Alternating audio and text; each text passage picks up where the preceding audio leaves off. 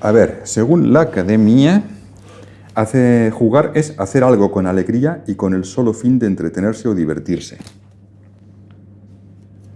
Pero entonces ir al cine sería jugar, bailar sería jugar, pero no son jugar.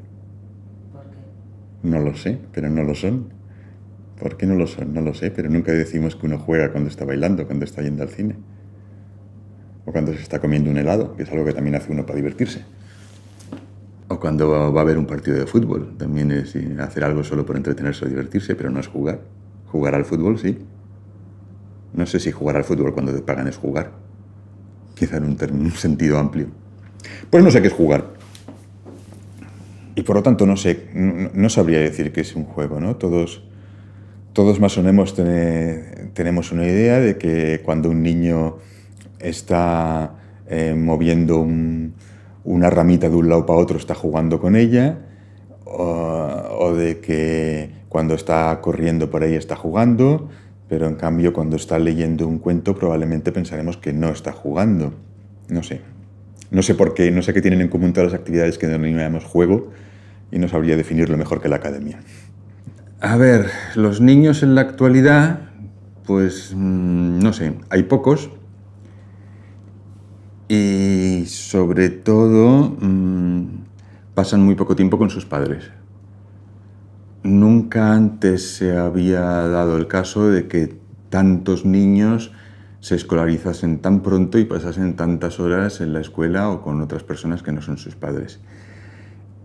Y por otra parte, nunca antes quizás se había dado el caso de que los padres sintieran que su deber es estar la mayor parte del tiempo haciendo cosas con los hijos. Es decir, es como si los padres se hubieran concentrado, ¿no? Poquitas horas, pero ahora a los niños hay que contarles cuentos, hay que pasearlos, hay que entretenerlos, hay que jugar con ellos, hay que estimularlos, hay que enseñarles cosas, hay que acompañarlos. Cuando antes los padres solo hacían esas cosas un ratito al día, pero el resto del día, aunque no estuvieran haciendo nada directamente, estaban allí disponibles. Disponible significa que no estabas para lo que los padres querían, sino para lo que quería el niño, que podía jugar solo, o podía llamarte, o podía enseñarte algo, o podía volverse a ir.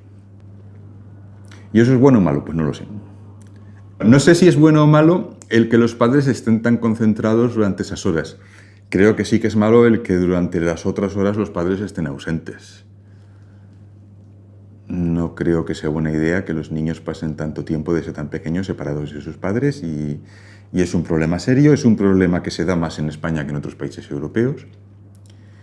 Y bueno, pues no sé qué consecuencias va a tener esto, pero desde luego si yo fuera niño no me gustaría.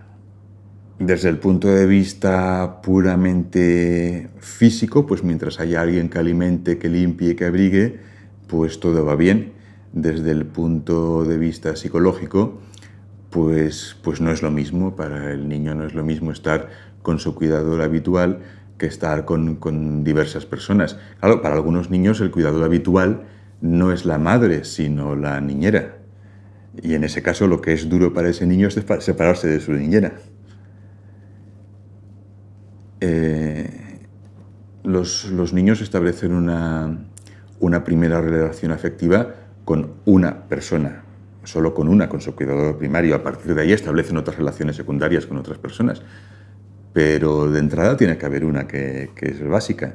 Y cuando esa persona que es básica está ausente, desaparece, pues el niño lo pasa mal.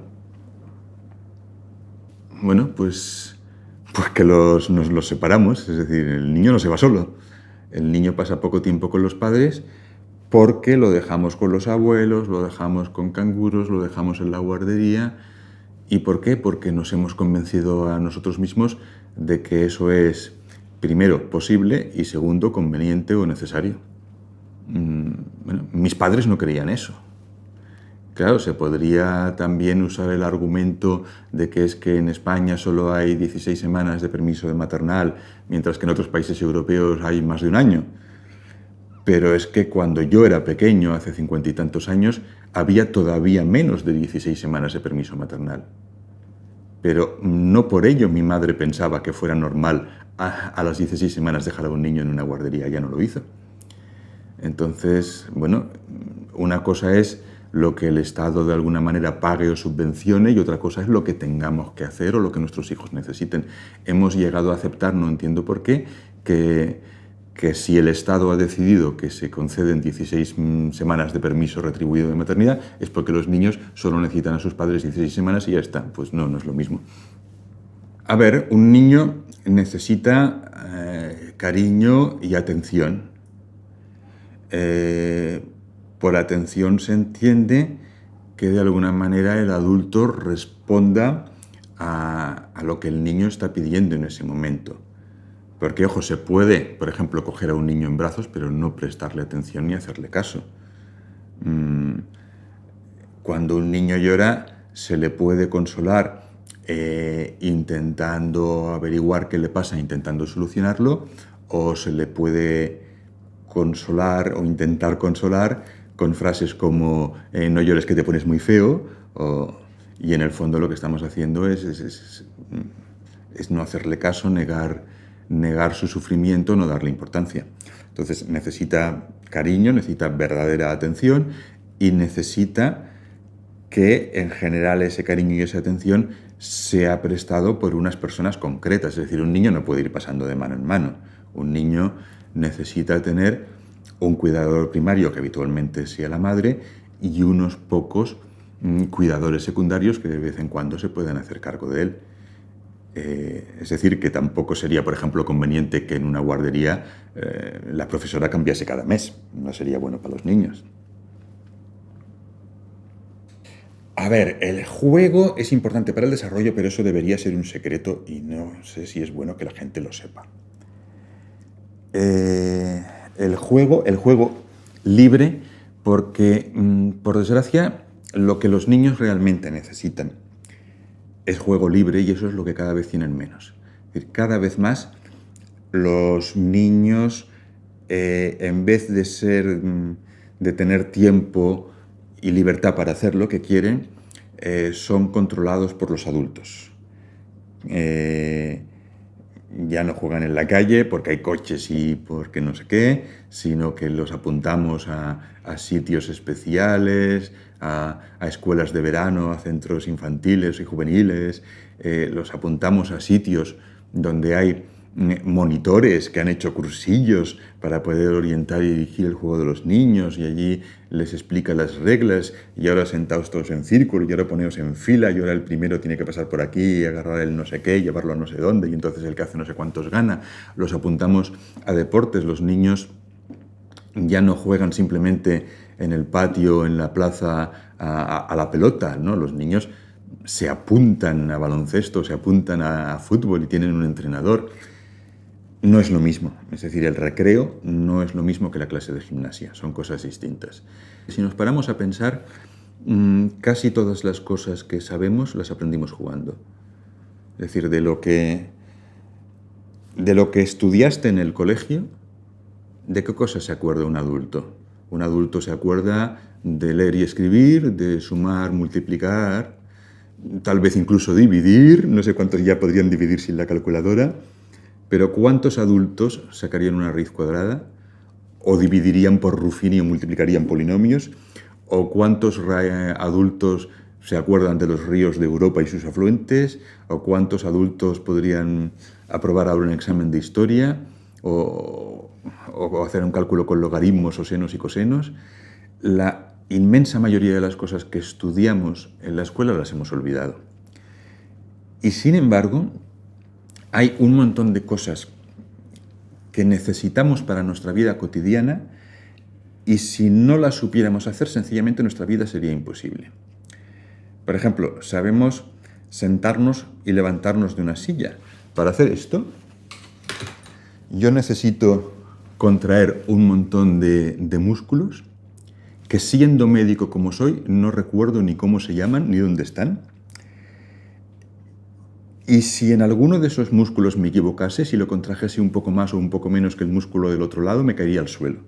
Y sin embargo, me levanto sin pensar, con toda tranquilidad. Puedo caminar, puedo correr, puedo abrir una puerta, puedo sacar cosas de la nevera y volverlos a meter, puedo subir y bajar una escalera, puedo agarrar un vaso de agua con la fuerza exacta para que ni se caiga ni romper el cristal apretando demasiado, puedo llevarme la comida a la boca y masticar, puedo relacionarme con otras personas, puedo hablar con ellas, sé cómo tratar a distintas personas, sé a qué personas les puedo decir hola macho, ¿cómo estás? Y a qué personas les tengo que decir buenos días.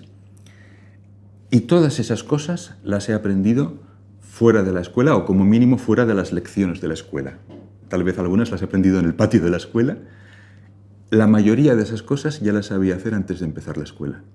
No se puede decir lo mismo de los niños de ahora porque empiezan la escuela a los 4 meses, pero yo que empecé la escuela a los 5 años ya sabía andar, ya sabía subir escaleras, ya sabía coger un vaso de agua. Todas esas cosas las aprendemos jugando. Es decir, jamás nuestros padres nos dicen, hijo mío, mira, hoy te voy a explicar cómo coger el vaso de agua. Fíjate, no aprietes tanto, mira, pon el pulgar por este lado y lo cierras por el otro. Mira, ahora te voy a explicar cómo se sube una escalera. Fíjate, tienes que subir la pierna derecha, así, hasta esta altura, ahora ponla en el escalón, muy bien. Ahora sube el culo y pon la otra pierna. No, jamás nadie nos explica eso. Lo aprendemos todo jugando, una y mil veces, y una y mil veces. Y el niño cada cosa que encuentra la analiza, la toca, la chupa, la huele, la tira. Está estudiando, está investigando, es decir, no le basta saber cómo es un objeto, necesita saber a qué huele, a qué sabe, cuánta fuerza hace falta para romperlo, qué ruido hace cuando cae al suelo. Y una vez y otra vez y otra vez, practicando con todo, ensayando con todo, probándolo todo, más tarde haciendo juegos de relación social, juegos en los que habla con otros niños y más adelante ensaya la vida de los adultos y ahora vamos a jugar a médicos y ahora a maestros y ahora a policías y ahora jugaremos a que tú hacías no sé qué y entonces yo era no sé cuántos. Y todo eso no es que sea importante, es que es imprescindible. Es decir, un niño que no hubiera hecho nada de eso sería un inútil total, no podría vivir. Pero pienso que es importante que la gente no sepa que eso es muy importante. Porque si la gente sabe que eso es muy importante, empezarán a quererlo controlar, como por desgracia ya está pasando. Es importante que la gente no sepa lo importante que es el juego, porque cuando la gente no lo sabe, cuando durante siglos no lo ha sabido, hemos dejado que los niños jugasen en paz. Pero es empezar a comprender la importancia del juego e empezar a querer controlarlo, empezar a querer ponerle normas, expertos, monitores y entrenadores que enseñen a jugar a los niños y entonces hay una manera correcta y una manera incorrecta de jugar y es necesario... Es un desastre porque, por ejemplo, hace años que sabemos que los niños a los que se les cuenta un cuento adquieren más vocabulario. Bueno, parece lógico, claro, si oyes muchas palabras distintas, pues las irás aprendiendo, ¿no? Si no las oyes nunca, ¿cómo las vas a aprender? Pero claro, ¿cómo se hicieron esos estudios? Pues se comparó familias en las que los padres tenían costumbre de contar cuentos para dormir a los niños y familias en que no tenían esas costumbres y se vio qué vocabulario tenían los niños a una determinada edad. ¿Pero por qué esos padres estaban contando cuentos? ¿Porque sabían que mejoraba el vocabulario? No, porque aún no habían hecho el estudio. Esos padres contaban cuentos porque querían contar cuentos a sus hijos, porque disfrutaban haciéndolo, porque era una parte agradable de su vida. Y el niño los escuchaba porque era agradable. Claro, desde el momento en que se publican esos estudios, pues empieza a haber padres que deciden contar cuentos a sus hijos porque así aumentará su vocabulario. Y entonces de mayores tendrán mejores notas y entonces luego se sacará una oposición a notarios. De hecho, incluso a veces ya no se le llama contar un cuento, entonces ya es estimular al niño. Ya es una estimulación verbal, psicoauditiva. Se buscan palabras más raras. Jugar ya no es jugar y un cuento ya no es un cuento. Pero claro, ya no es lo mismo. Si un padre cuenta un cuento porque lo disfruta, pues está feliz haciéndolo. Y si al niño le gusta, pues está feliz escuchándolo. Y si un día el niño no tiene ganas de cuento y empieza a distraerse o a hacer otra cosa, el padre cierra el cuento y dices, bueno, pues hoy ¿qué quieres hacer? Pero si un padre piensa que tiene que contar cuentos para que el niño aumente el vocabulario, entonces ya no es una diversión, es un deber. Y tienes que hacerlo. Y ya no es el mejor momento del día que vienes cansado del trabajo y por fin puedes disfrutar con tu hijo, sino que es vengo cansado del trabajo y encima tengo que contar el cuento. Y ya no es un momento agradable para el padre y probablemente entonces tampoco será un momento agradable para el hijo y si el niño se distrae, pero fíjate bien que te estoy contando un cuento. Tienes que estar más atento cuando te cuento un cuento. Papá, ¿qué es un príncipe? Ya te dije ayer lo que era un príncipe. A ver si estamos más atentos cuando te cuento el cuento. No es lo mismo. No es lo mismo que el niño juegue con una pelota o que el niño salte escalones o que el niño haga psicomotricidad. No es lo mismo. Desde el momento en que le ponemos esos nombres, les cambiamos el objetivo, lo estamos probablemente estropeando todo. Claro, podrá haber algunos padres que llamándole psicomotricidad o llamándole estimulación, pues lo hagan con la misma alegría y funcione igual de bien. Pero en otras ocasiones no se da así. En otras ocasiones lo que debería haber sido juego se convierte en técnica, se convierte en enseñanza, en educación y acaba perdiendo todo su sentido. Lo primero es ver si hay una enfermedad o no. Porque desgraciadamente se ha medicalizado tanto la vida y esta medicalización en estos momentos es una cosa curiosa. La medicalización de la vida parece estar encabezada por las llamadas medicinas alternativas. Cerca de mi casa han abierto un local que en la puerta ponía tetería, terapias. Es decir, puedes ir a tomarte un té o hacerte una terapia. ¿Terapia de qué? A ver, si yo estoy enfermo voy al médico, no a un bar. Entonces, terapia ha pasado a significar algo que la gente cuando está sana hace, pues mira, voy a hacer una terapia. Pues no, a ver, la terapia es para los enfermos. Para algunos enfermos, pues el juego puede ser muy útil. Es cierto que los niños con problemas psicológicos, por medio del juego, pueden expresar mejor lo que sienten, que no si el psicólogo les pregunta cómo te sientes. Eso funcionaría con un adulto, pero no funciona con un niño. Es mejor darles juguetes y que el niño pueda jugar con ellos y así es como expresa sus sentimientos. Es cierto que niños con una cierta dificultad visual, motora, lo que sea, pues con unos juegos adecuados pues pueden mejorar eso. Pero claro, hemos de ser conscientes de que eso, siendo una terapia de juego, tampoco es el juego. Es decir, no podemos decir, como este niño ha pasado 2 horas con el terapeuta ocupacional jugando, ahora ya puede pasar toda la tarde haciendo deberes porque ya ha jugado bastante. No, ese niño ha pasado 2 horas en un tratamiento médico que necesitaba y que probablemente le va muy bien, pero luego además tiene que jugar como todos los niños, eso es distinto.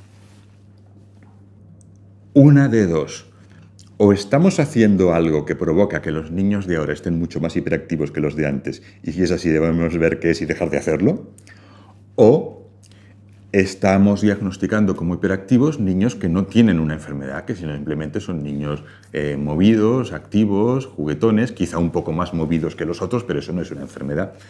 Creo que probablemente hay una combinación de las dos cosas.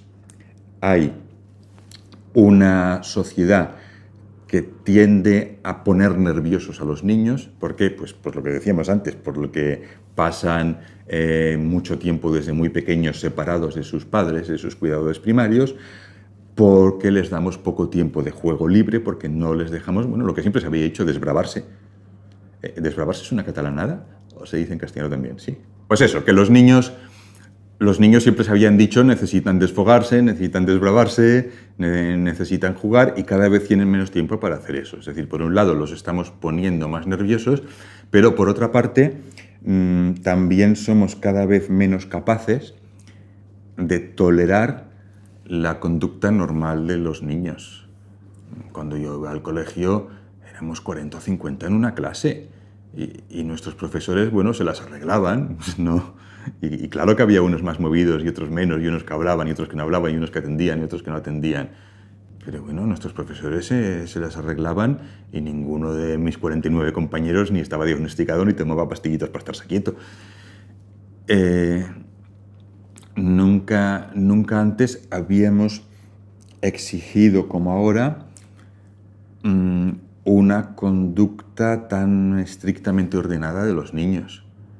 Antes se decía que, bueno, los niños ya se sabe, los niños siempre serán niños, hoy en día todos tienen que hacer exactamente lo mismo en el mismo momento, a la misma hora.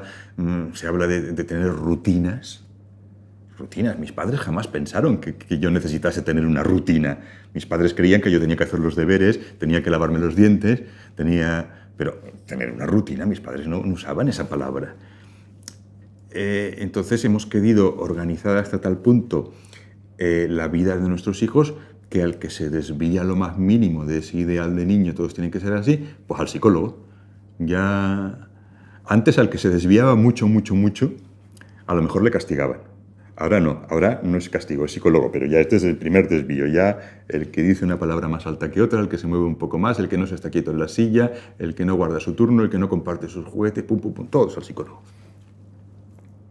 Y lo que siempre me ha sorprendido, sin embargo, como pediatra, es que la escuela en España no parece dispuesta a admitir culpas. A verme si me explico. Los médicos sabemos que a veces cometemos errores. Los médicos, de hecho, tenemos un seguro de responsabilidad civil por si cometemos errores.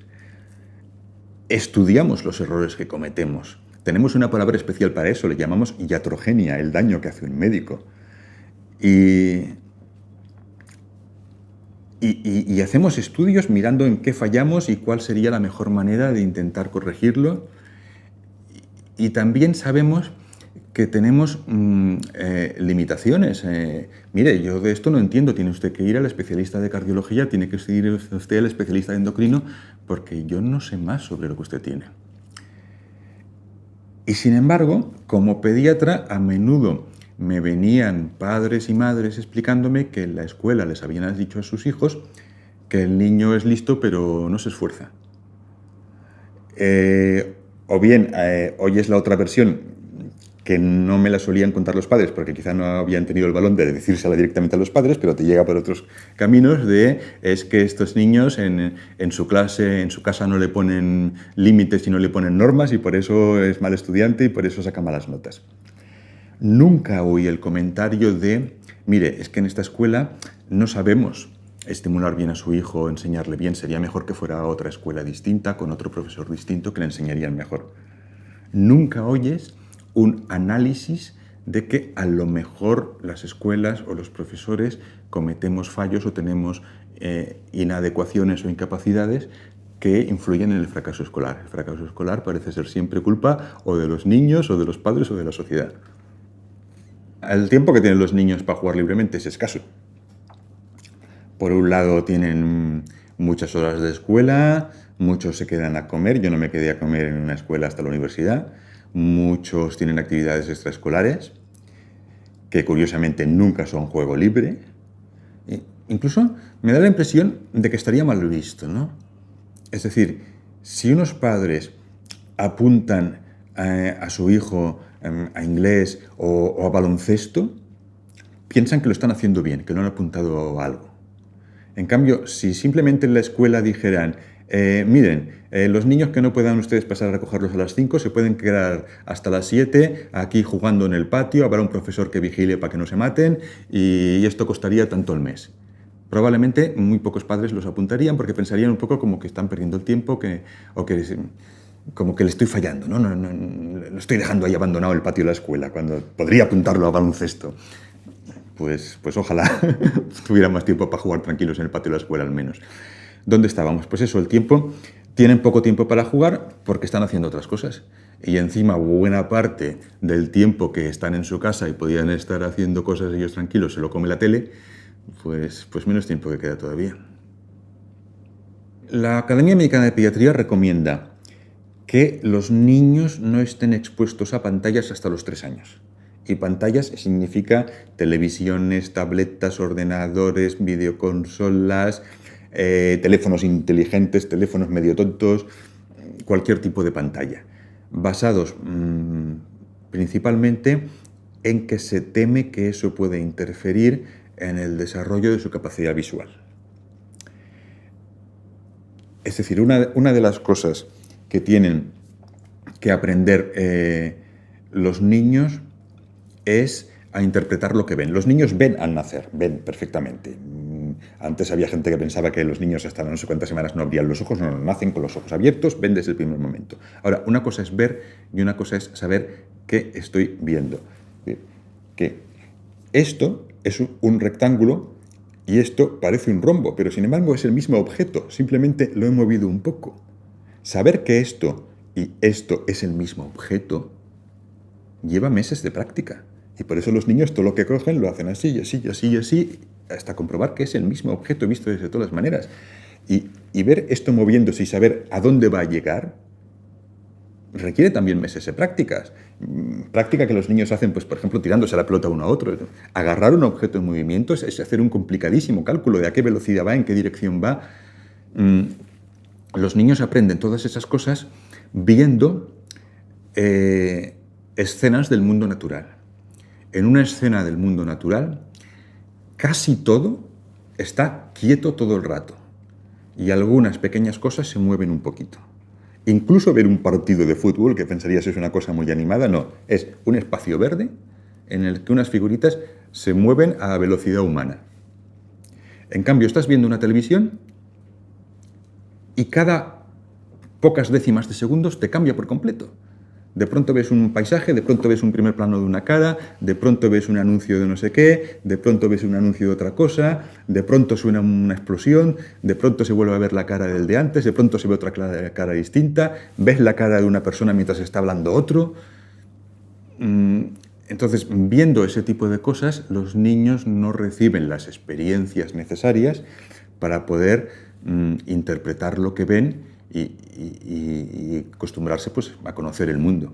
Claro, no pasa nada porque estén un ratito así, tienen todo el resto del día, pero probablemente no sería bueno que los niños pequeños pasasen así muchas horas. Y por eso es por lo que se recomienda hasta los 3 años, pues, que no vean a pantallas, que no vean cuánto. La recomendación es que no vean nada, porque esto es como todo. Ya sabemos que si dices que no vean nada, pues verán un poquito. Pero como digamos máximo 1 hora al día, pues algunos acabarán un 5. Así que por si acaso se dice que nada y evidentemente por un ratito no se va a morir nadie. Eso es en cuanto a la cuestión puramente física, neurológica. Hasta los 3 años no conviene estar expuestos a pantallas. A partir de ahí ya se supone que el niño ya es capaz de interpretar lo que ve, que eso ya no va a interferir. Entonces, ¿cuál es el problema? Bueno, pues el tiempo que el niño pasa haciendo una cosa no está haciendo otra. Eso ya de entrada es un problema. ¿Cuántas horas pasa el niño viendo la televisión o estando con la videoconsola en vez de estar corriendo, saltando? La televisión influye muchísimo, por ejemplo, en la epidemia de obesidad infantil que sufrimos. Por otra parte está el contenido mismo de lo que el niño está viendo. No es lo mismo estar viendo programas violentos, sexistas, gritos, insultos, que estar viendo un documental de la naturaleza. Y por otra parte, en qué medida eso pueda aislar al niño de otros niños. Es decir, en qué medida esté solo en vez de estar relacionándose con la familia o estar jugando con amigos. No es lo mismo estar 4 miembros de una familia en torno a una mesa jugando al parchís que estar 4 miembros de una familia sentados en un sofá viendo la tele. Aunque, al menos si están los 4 juntos, algún comentario se hará al respecto, pero no va a ser lo mismo. Muchas veces será, cállate, que estoy oyendo la tele. Peor todavía si el niño está sencillamente solo viendo la tele. Entonces, me preguntabas, todo esto era una breve introducción, pero me preguntabas sobre videoconsolas y videojuegos. Yo procuraría no dar a los niños videoconsolas o videojuegos hasta que los pidan. Es decir, nunca pensar que la iniciativa debe ser tuya, nunca pensar que los videojuegos son buenos porque estimulan al niño y porque son educativos. No, eso no existe. Los videojuegos no son educativos, ni aprendes informática, ni aprendes formas y colores, ni aprendes nada que no hubieras podido aprender mucho mejor haciendo otra cosa. Ahora, los videojuegos existen y algún día nuestros hijos nos los pedirán. ¿Y entonces qué hacer? Pues yo procuraría, cuando realmente no te quiera más remedio porque te insisten mucho, procuraría que la consola esté en el salón y no en la habitación del niño, es decir, que no sea una manera de aislarse de la familia, sino de estar en el seno de la familia. Creo que es buena idea que la consola esté conectada al televisor. ¿Por qué? Porque así no puedes tener las dos cosas a la vez. O haces consola o ves la televisión. Y pienso que hay que vigilar el tipo de juegos. Suelen tener una guía que dicen guía parental, este juego está recomendado para mayores de 13, no sé qué, pues como mínimo seguir eso, como mínimo. Muchas veces piensas, usted es que dice para 13, debía ser para 28, pero bueno, al menos 13, al menos lo que dice ahí.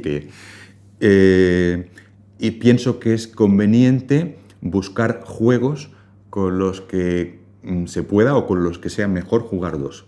Es decir, procurar encontrar juegos que obliguen a nuestro hijo a invitar a un amigo a casa para jugar los dos al mismo juego y no pasarse el día jugando solo y aislado. En España, en la actualidad, está fallando bastante. El otro día oí por enésima vez lo del informe PISA, que estamos a la cola de todo, y en algún telediario dijeron algo así como sí, el fallo es que en la escuela española todavía se usa esa educación memorística. Y mi esposa y yo al instante exclamamos, memorística, pero si no aprenden nada. ¿Qué memorística? Ni que nada. Si comparado con lo que yo estudiaba en la escuela, es que ver lo que les enseñaban a mis hijos me daba casi un poco de pena. Es que se sentía como si les estuviera haciendo perder el tiempo. Se ha puesto un poco de moda esa idea de que los niños no tienen que aprender conocimientos concretos porque el mundo cambia tan rápido que los conocimientos de ahora no servirán dentro de 20 años. Y que lo que tienen que hacer es aprender a estudiar o aprender a aprender.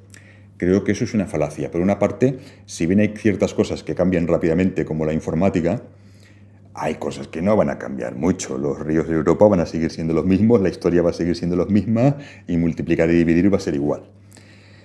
Y por otra parte,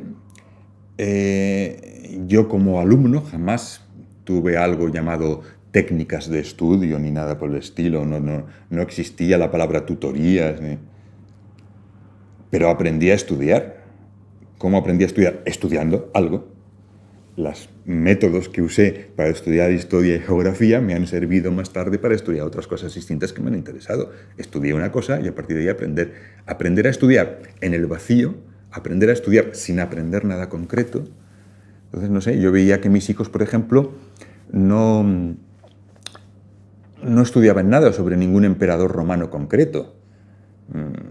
Nosotros estudiábamos unos cuantos y que si Marco Aurelio hizo esto y que si Julio César hizo lo otro. Unas cosas nos olvidábamos, otras no, otras nos suenan. Mis hijos de los romanos estudiaban que no comían patatas porque como no se había descubierto América no había patatas y que no iban en coches sino en carretas porque todavía no había coches.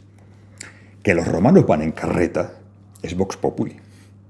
Yo eso no lo estudié, pero es que solo que hayas visto una película de romanos ya te das cuenta de cómo iban los romanos. Eso no hace falta enseñárselo a los niños.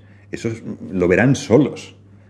Lo que tendrían que enseñarles, porque eso si no van a aprender nunca, es lo que hizo Julio César o lo que era la República y que era el Imperio, o cuál fue la rebelión de los Gracos.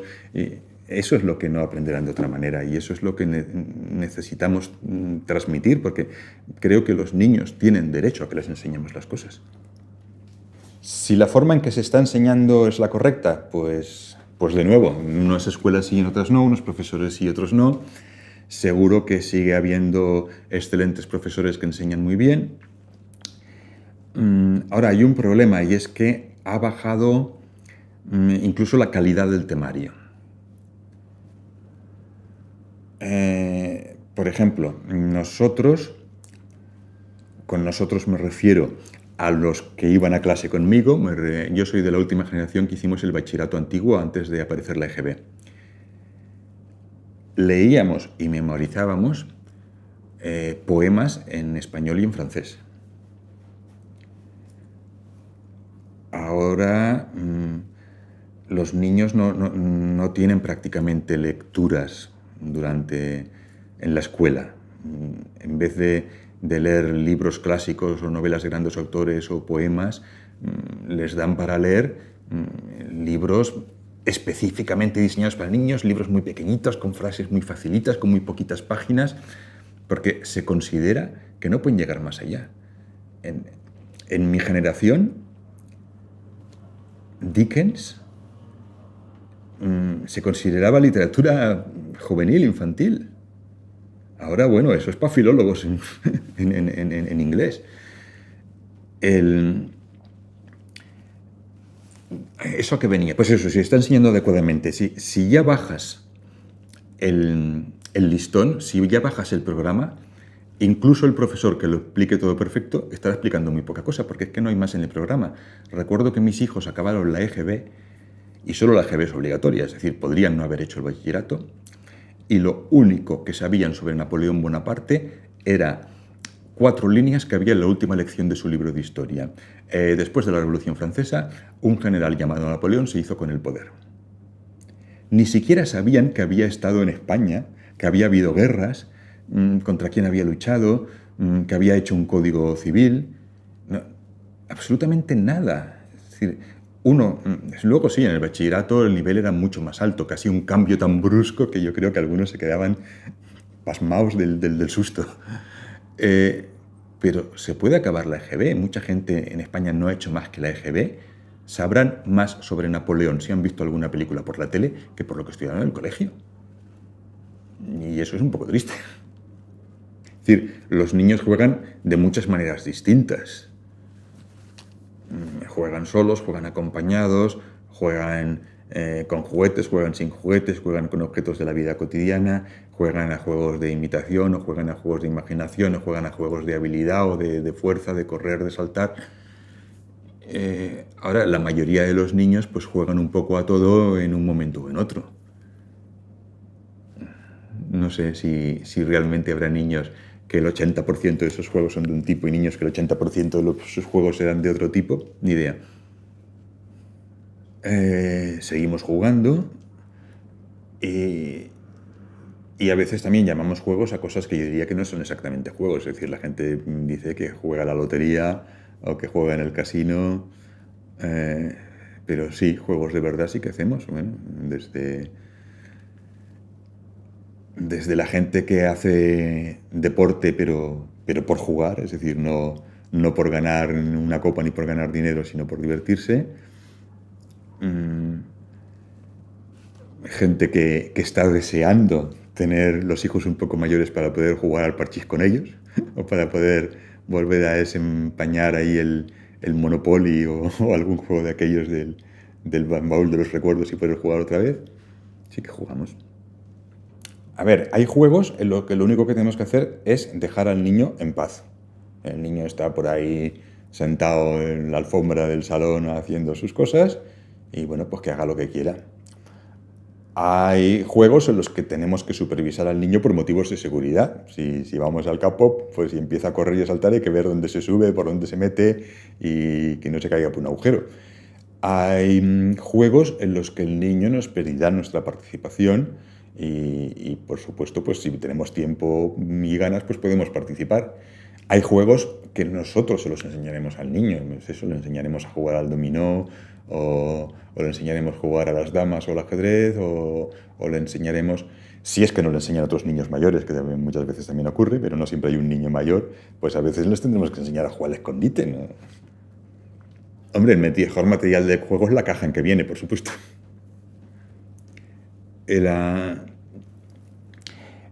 Los, los juguetes siempre han existido, hay muñecas romanas en los museos, nunca había habido tantos, nunca habían sido industrializados, bueno, nada era industrializado porque no había industria, es decir, cada juguete era más o menos un poco distinto, muchos eran caseros, y quizá lo que vemos ahora es el juguete convertido en símbolo de estatus. Es decir, los padres nos vemos en la creencia, necesidad o incluso obligación de comprar a nuestros hijos un determinado juego porque pensamos que si no luego, pobrecito, va a pasar vergüenza si no tiene el mismo juego que tiene todo el mundo, si lo que tienes que hacer es regalarle algo a un sobrino, piensas que determinada cosa queda fea, se ve pobretona y esto parece del chino, ¿no? Le debería comprar lo otro, te planteas. Y claro, eso está produciendo juegos que cada vez permiten menos juego. Los juguetes más divertidos, también los juguetes que más estimulan la creatividad y la psicomotricidad, pero eso no me importa, porque lo importante, decíamos, es que el niño se divierta y casualmente van las dos cosas juntas. Los juguetes más divertidos son aquellos que permiten al niño hacer muchas cosas distintas. Es decir, una muñeca sencillota que lo mismo le das de comer que la llevas de paseo, que la vistes, que la desvistes, que la peinas. Ahora, una muñeca que específicamente lo único que tiene que hacer es apretarle aquí y dice una frase, pues ya está. La manera correcta de jugar con esta muñeca es apretarle aquí y decir y dirá una frase y no la laves porque se moja el mecanismo y se estropea. Unas piezas de construcción todas cuadradas más o menos iguales permiten lo mismo hacer un castillo que una montaña, que un fuerte, que un no sé qué. Pero hay piezas de construcción específicamente diseñadas para que vienen en una caja las piezas justas para montar un avión. Y si las pones cada una en su sitio correcto, sale un avión. Y si no las pones en su sitio correcto, no sale nada y con esas piezas de construcción no se puede hacer ninguna otra cosa. Eso permite mucho menos juego que el otro.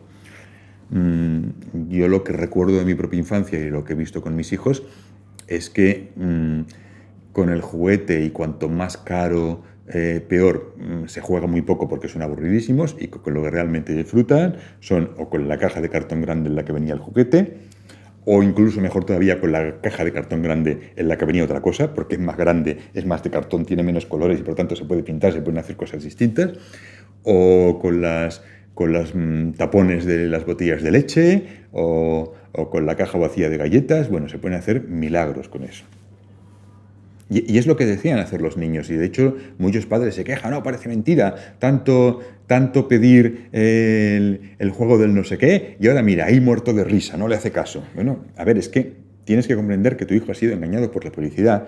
Tienes que comprender que en algunos países, si mal no recuerdo, en Suecia, en Quebec y no sé si en alguno más, está completamente prohibida la publicidad dedicada a los niños, que en nuestro país no solamente no está prohibida, sino que durante mes y medio antes de Navidad es un auténtico continuo bombardeo.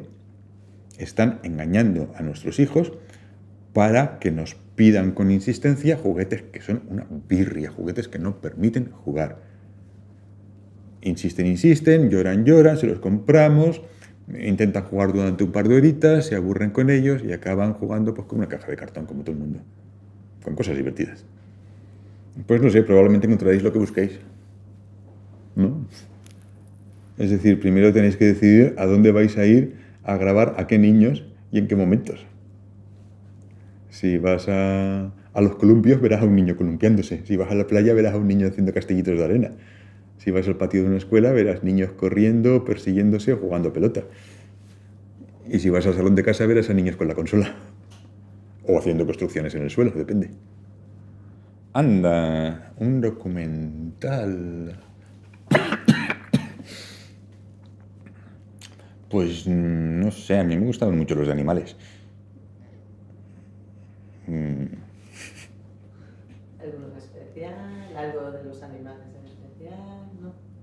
No, mira, animales haciendo unas cosas y otras, pero bueno, a ver, los documentales de volcanes también están muy bien, los de meteoritos, Vale, y los de danzas regionales, a veces son divertidos también.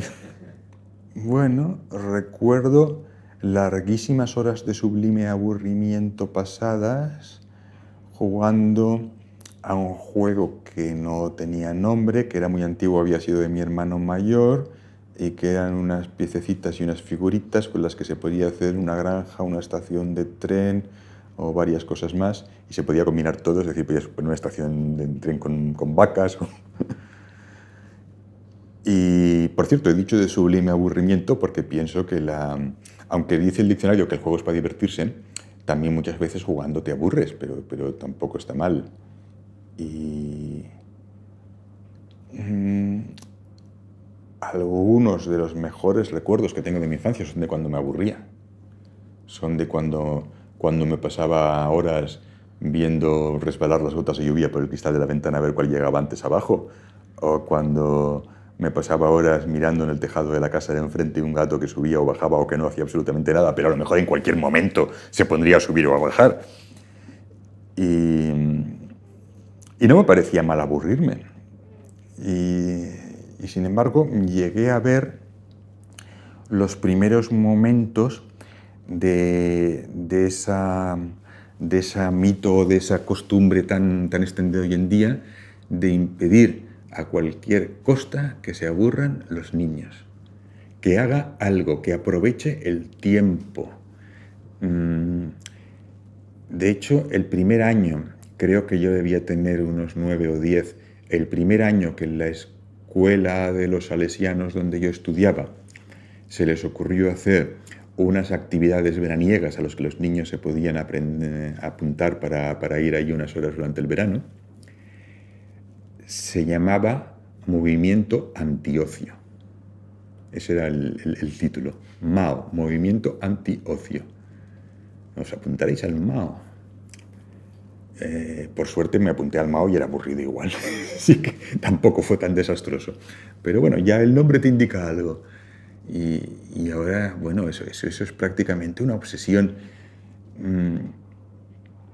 Y el resultado, pienso que está siendo, no sé si de esa manera estamos contribuyendo al asunto este de la hiperactividad. Nos pasamos los primeros años estimulando a los niños y luego pretendemos que se estén quietos.